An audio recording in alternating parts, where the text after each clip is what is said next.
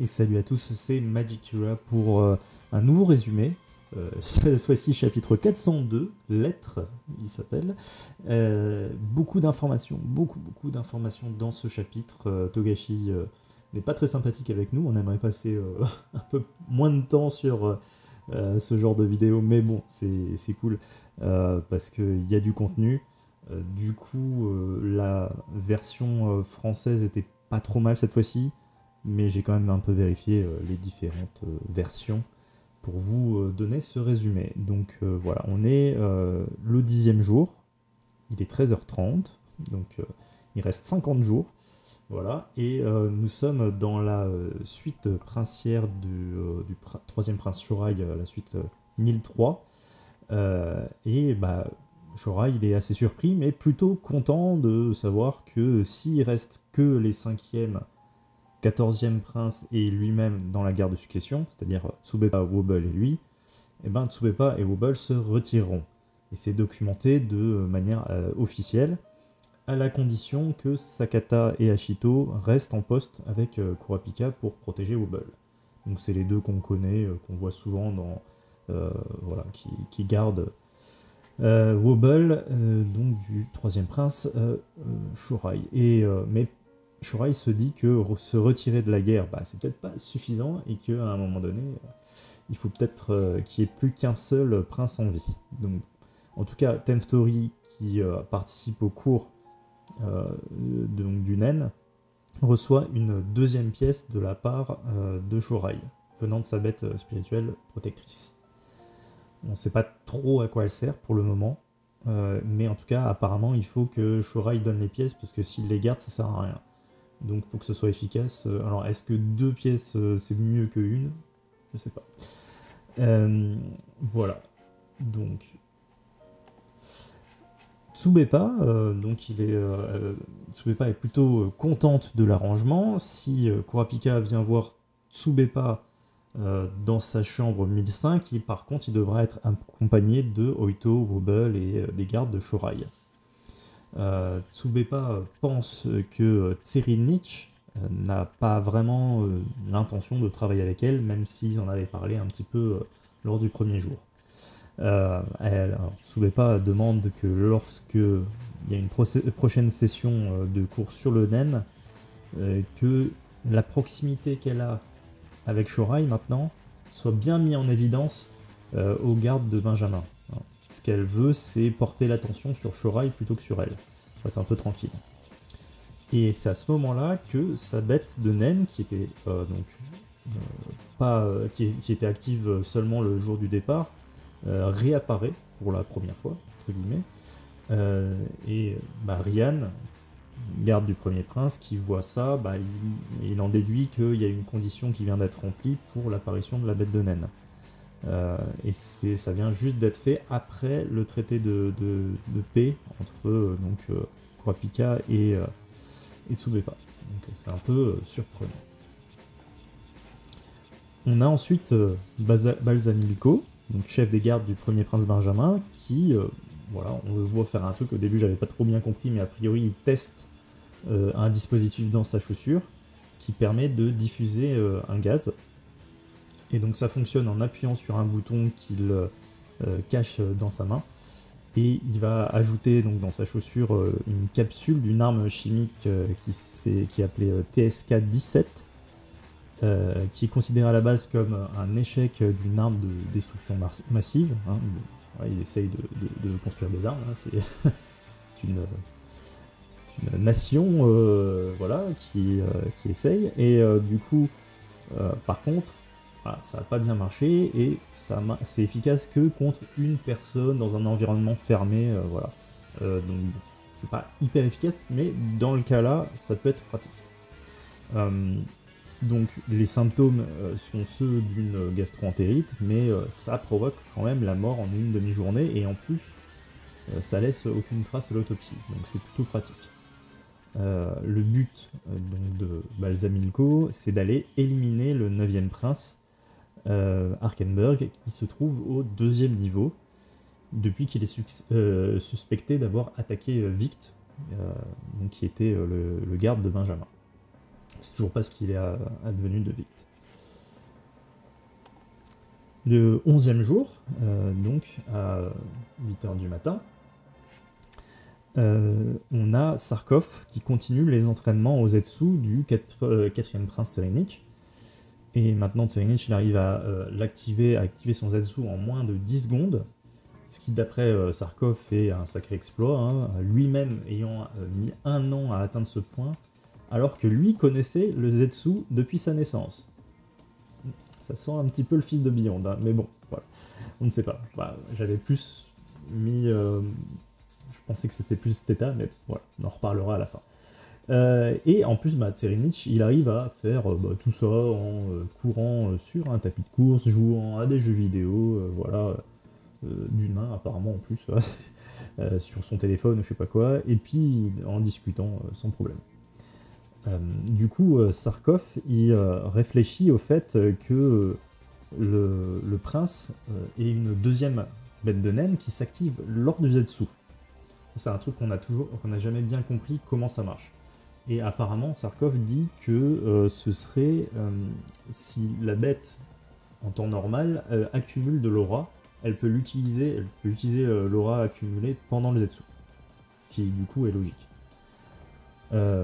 Mais par contre, Sarkov, il n'a pas vu lui-même la bête spirituelle protectrice, l'autre bête, donc, de Tserinich, celle avec un long cou, là.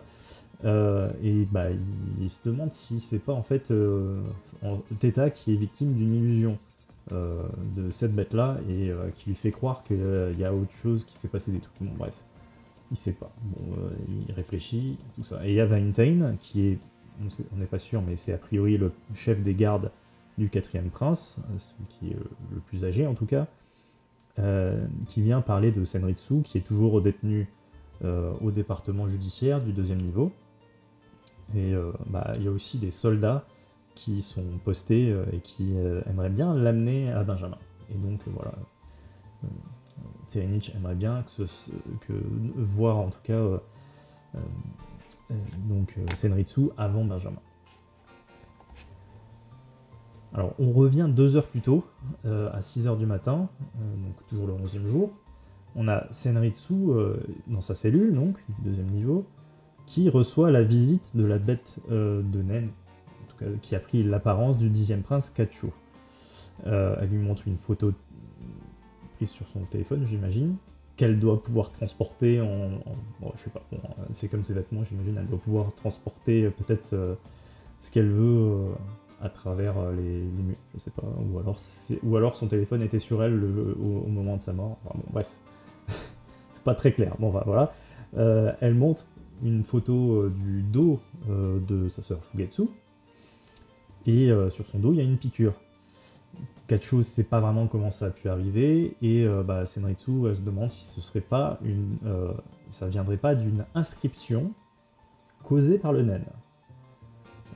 Une étape d'activation d'un pouvoir. C'est encore un truc qu'on connaissait pas trop, hein, une inscription de naine. En tout cas, c'est vrai que ça ressemble à une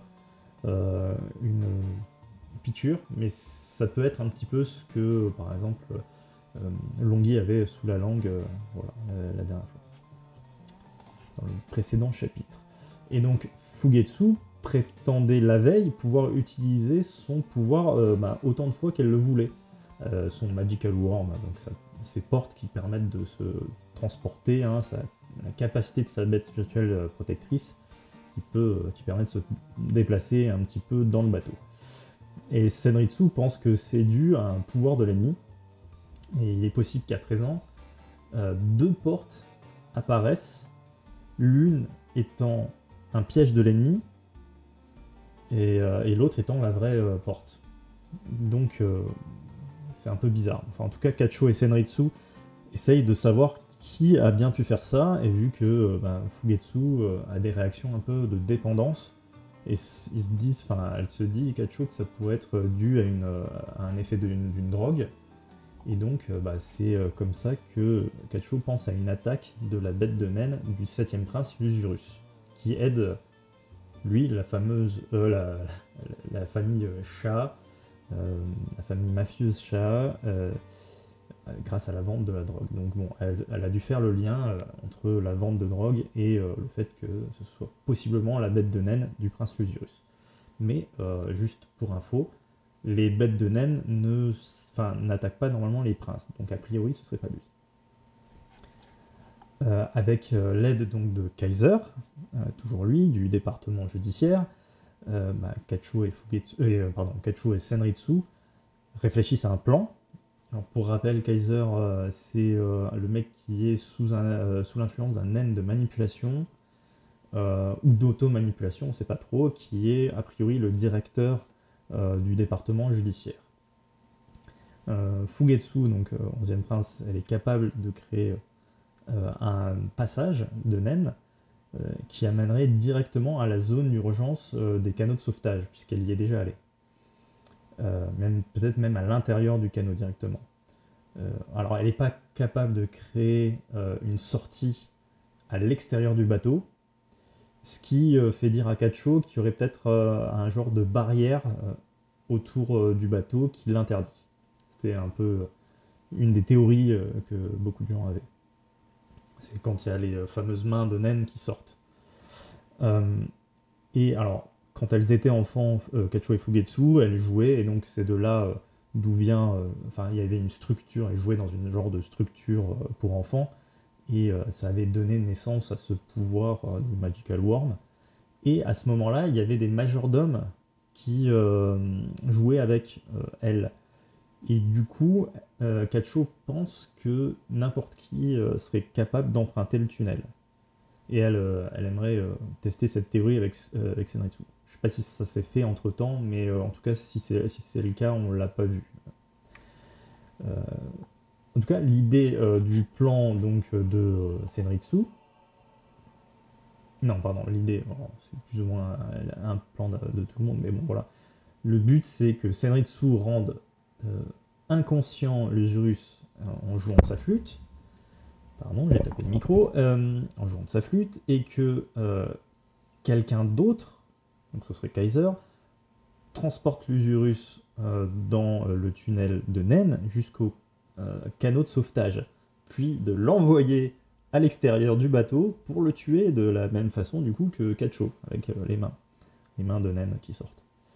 Tout ça en faisant croire à une mort accidentelle, parce que l'Usurus, comme tous ses gardes, il serait sous l'effet d'une hallucination à cause des drogues qu'ils auraient consommées, tout ça, et que l'Usurus aurait tenté de s'échapper, aurait fait une attaque cardiaque, enfin un truc comme ça. Ils imaginaient un truc comme ça. Mais le problème étant qu'il faudrait que Fugetsu entre au préalable dans la suite 1007 de l'Usurus pour y créer une porte plus tard. C'est ce qu'on appelle le marking, hein. C'est le principe, c'est de créer, de voir un endroit pour pouvoir y retourner plus tard, comme Nov ou Luini. Nov il faisait ses cercles pour pouvoir y retourner, c'est le marking. Et donc pour s'y rendre, Kaiser imagine un autre plan. Il va aller de manière officielle avec le département judiciaire rencontrer tous les princes et avec Fugetsu, avec lui, en faisant croire qu'elle apporte à chacun une lettre écrite de la main de Kacho avant sa mort, un peu comme ses dernières volontés. La bête de naine ayant pris l'apparence de Kacho s'occupera de les écrire, hein, donc ce sera d'autant plus réel. Le but de tout ça, c'est que Fugetsu aille dans toutes les chambres pour accroître le nombre d'endroits où elle peut se rendre, en plus de la suite 1007. Donc là, ils essayent de faire d'une pierre deux coups. Et en plus, avec tout ça, Kaiser va ajouter dans ses lettres des informations confidentielles sur les agissements de certains princes, histoire en plus de semer le doute, la discorde entre tous. Et ces informations, ça vient d'investigations du ministère de la Justice sur les princes. Évidemment, ils gardaient ça sous le coude, ils n'en parlaient pas, hein, ils disaient, voilà, on sait ce que les mecs ils font, mais c'est des princes, on va rien faire. Par contre, c'est des potentielles bombes d'informations, quoi, ça peut être des trucs de fou, et donc, en théorie, Kacho, qui est 10e prince, elle ne devrait pas être au courant de tout ça. Mais justement, le truc, c'est que les princes qui recevront les lettres se demanderont un peu d'où viennent les sources de ces fuites. Donc ça mettra quand même les doutes. Par contre, certains pourraient essayer de tirer avantage de Fugetsu. Alors bon, Kaiser voudrait que... Enfin, il aimerait bien qu'elle reste loin des quartiers du niveau 1 jusqu'à la fin du voyage, hein, pour sa protection. Et ce qu'il espère, c'est que aussi Kacho va la protéger de l'influence de sa mère, la 6e reine. Fugetsu, donc accompagné de Kaiser, Steiner, Puckert et d'autres soldats, ils se rendent dans la zone VVIP où se trouve actuellement le premier prince. C'est tant que l'histoire de la mort de Musée a toujours pas été résolue, il est encore là-bas, et puis normalement, pareil pour Kamiya. Et du coup, Kaiser a attendu que le Balsamilko, donc chef des gardes du premier prince, soit parti pour y aller. Sur place, il est obligé de forcer la main à un garde de Benjamin qui veut pas les laisser rentrer, Butch, qui s'appelle, et il finit par rentrer avec Fugetsu, qui amène la lettre à Benjamin. Elle est toujours livide, et elle a des genres de fantômes de naines autour d'elle que Benjamin peut voir. Et d'après ses réflexions, à Benjamin, il s'agirait d'esprits maléfiques de bas niveau. Terme qu'on n'avait jamais encore entendu. Et là, on l'entend 2 fois dans ce chapitre-là, un peu plus tard avec Basho. Ces esprits maléfiques de bas niveau seraient apparus à cause de la mort de sa sœur jumelle. Enfin, c'est ce que Benjamin imagine. Mais les esprits se désintègrent lorsque la bête de naine de Benjamin leur crie dessus, avec son énorme bouche d'alien. Et Benjamin lit la lettre, il dit il n'y a rien de spécial. Il essaye quand même d'en savoir plus sur l'affaire Musée. Est-ce qu'il a été retrouvé ou pas? Kaiser lui explique qu'ils ne l'ont pas encore retrouvé, et qu'il aimerait bien aller chercher dans les autres suites princières. Mais alors le truc, c'est que Benjamin, il est encore en train de lire la lettre. On ne sait pas, il y a peut-être des informations plus intéressantes que ça. Hein. Enfin, il dit qu'il n'y a rien, mais peut-être qu'il y a quand même des informations intéressantes. Nous, on ne le sait pas en tout cas, en tant que lecteur. Pendant qu'il lit sa lettre, il dit que c'est pas le genre de crise nationale qui pourrait, qui requiert l'utilisation du plus haut niveau de la loi martiale. En gros, ça donnerait, c'est pas le genre de crise qui donnerait les pleins pouvoirs à l'armée. Ce qui est un peu, ce que Kaiser, d'après ce que Kaiser se dit,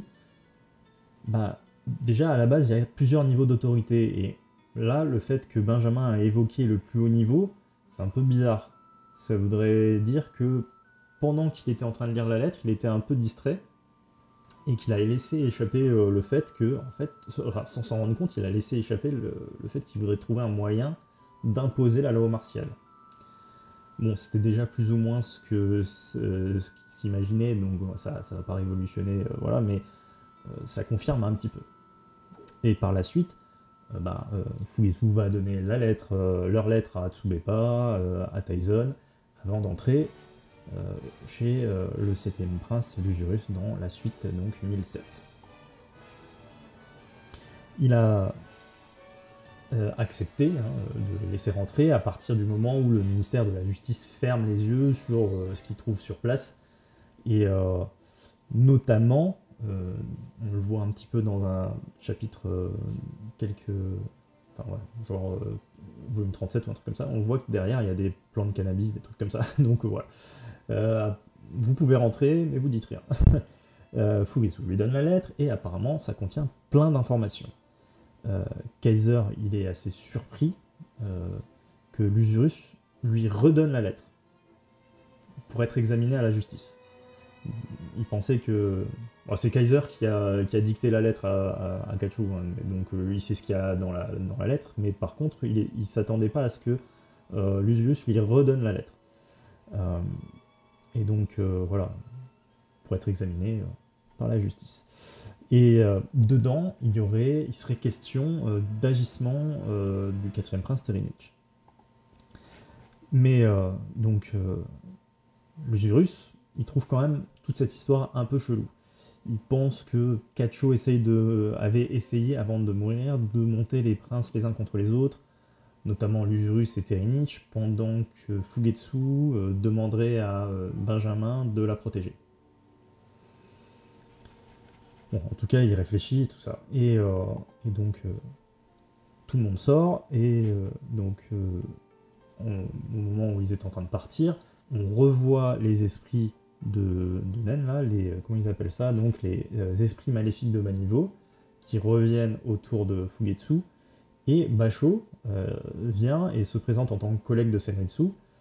Il donne un de ses haïkus, donc ça fait partie de son Nen, à Fugetsu, comme il dit que c'est un talisman en gros, et en gros, le haïku va permettre de faire s'évaporer les fantômes, les esprits maléfiques, donc de gagner un peu de temps. Donc dans son poème, son haïku, il a rajouté le mot lumière, qui apparemment permet de repousser les esprits maléfiques, et un terme saisonnier, en l'occurrence là c'est l'évocation du gel, qui apparemment renforce l'effet. Mais bon, Fugetsu continue d'être en danger tant que la raison de son état actuel n'est pas éliminée. Et voilà, donc il est maintenant 8h50, toujours le 11e jour. Senritsu, Kachu et Kaiser sont quand même pas encore certains que Lucius soit le coupable. Donc ce qu'ils veulent, c'est agir vite. Et là, apparemment, ils vont être interrogés au département judiciaire pendant que Fugetsu voit des médecins. Et vu qu'il y aura des gardes, des membres du département devant la porte, ça en fait un alibi parfait. Senritsu va prendre un ocarina, qui est, apparemment, elle peut utiliser aussi l'ocarina. C'est moins encombrant, j'imagine, que sa flûte traversière. Mais par contre, elle a ressenti un tremblement d'aura proche d'elle, au niveau 2. Et à part Kachu et Fugetsu, le seul prince qu'il y a, c'est Arkenberg. Du coup, c'est quand même un peu bizarre, mais on connaît un peu le système du naine de Arkenberg. Effectivement, à chaque fois qu'il utilise son naine, il y a un tremblement d'aura. Et en plus, il semblerait, on ne sait pas trop comment Senritsu a appris ça, mais que Arkenberg s'est évanoui. Prévu ou pas, c'est pas encore très clair. En tout cas, pour Senritsu, c'est pas clair. Senritsu, elle voudrait avoir des détails, et donc elle voudrait aussi, le plus rapidement possible, donner la lettre qui contient donc des informations importantes, notamment des secrets sur Benjamin, les crimes de Terinich, et sur la naissance, donc sa naissance à lui, la naissance d'Arkenberg. Et on termine avec Kurapika qui a reçu la lettre de la part de Fugetsu, a priori, hein, c'est pas dit explicitement, mais a priori c'est ça. Et en tout cas, la lettre doit contenir certainement toutes les informations que possède Fugetsu. Pardon, pas Fugetsu, Senritsu, on va y arriver. Et donc toutes celles qu'on vient d'avoir là. Et avec ça, il va peut-être avoir de plus en plus d'informations pour essayer de créer un nouveau plan. Voilà pour ce chapitre 402, voilà, qui était compliqué mais super intéressant. Je vais rapidement passer sur 2-3 trucs, notamment le fait donc, effectivement que les bêtes de naine ne s'attaquent pas au prince directement, donc c'est quelqu'un d'autre qui a attaqué Fugetsu, on aimerait bien savoir qui.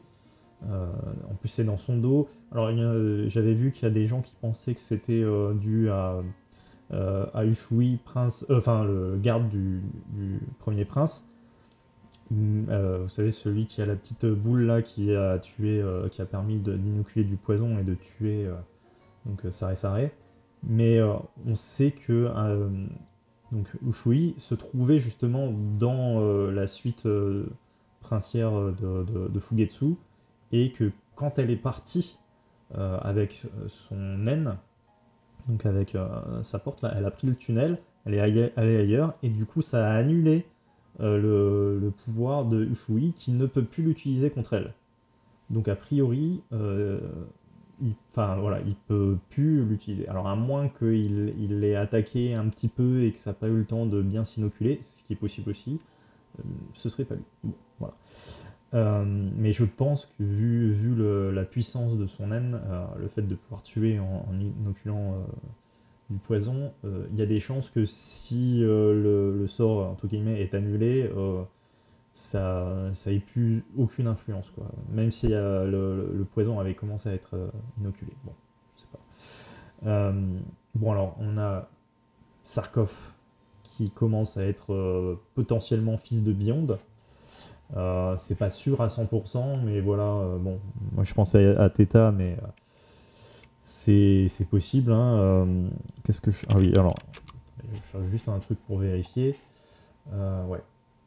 Donc, il y a Arkenberg aussi, qui pourrait être potentiellement un enfant donc l'enfant de Beyond chez les princes. En tout cas, c'est ce que Togashi veut nous tendre là.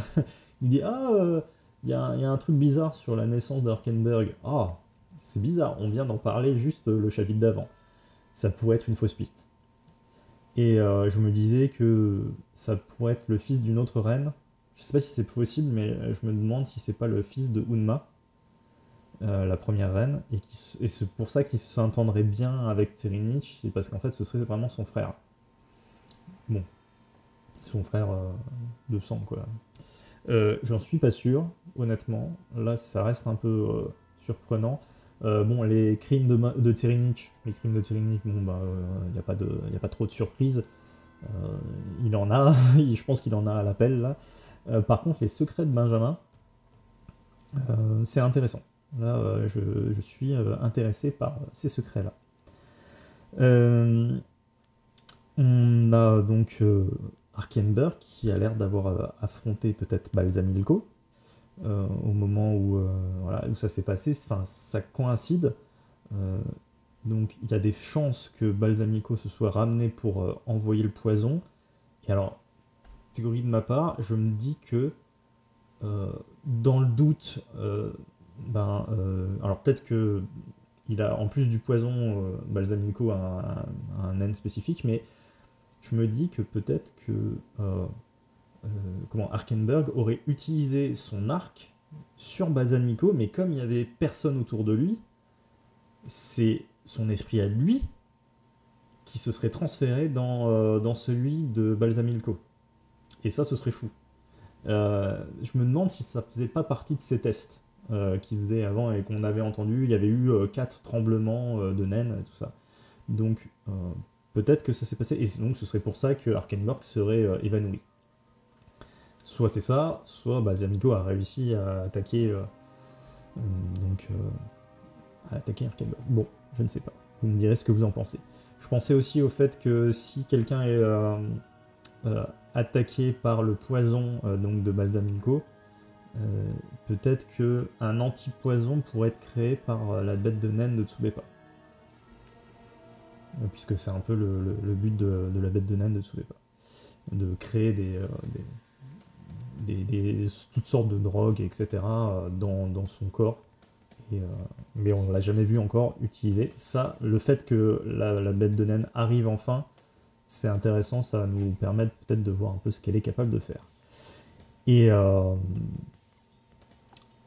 truc que j'ai pas tout à fait saisi encore, a priori, donc Kacho, pour tout le monde, elle est morte, mais pas pour le département de la justice. Alors vous me direz si vous avez compris la même chose que moi. Pour moi, je pense que Fugetsu croit encore qu'elle est en vie, et donc ça lui pose pas de problème d'aller filer la lettre de décès. Je pense que c'est ça, et que Kacho est, pour la plupart des gens, est morte, sauf pour le département judiciaire. Vous me direz ce que vous en pensez. Et puis voilà, pour terminer, qu'est-ce que c'est que ces histoires d'esprit maléfique, de naines? Est-ce que c'est juste des trucs qui apparaissent quand t'es sous l'influence d'une malédiction? Et parce que là, en plus, ils appellent ça de bas niveau. Alors, est-ce que ça a l'air d'être un truc connu, puisque et Bachot et Benjamin connaissent leur existence. Donc, ça a l'air d'être un truc qui est documenté et tout. Donc, j'ai hâte d'en savoir un peu plus sur ça. Est-ce qu'il y a quelque chose derrière le naine, un truc qu'on n'aurait jamais vu? Voilà. En tout cas, c'est un peu tout ce que je pouvais dire sur ce chapitre. J'espère que ça vous a plu, et puis bon, bah, voilà, je verrai si j'en fais la semaine prochaine, mais si ça me prend une matinée à chaque fois, ça risque d'être compliqué, hein. Enfin bon, voilà, merci à tous et à bientôt. Ciao.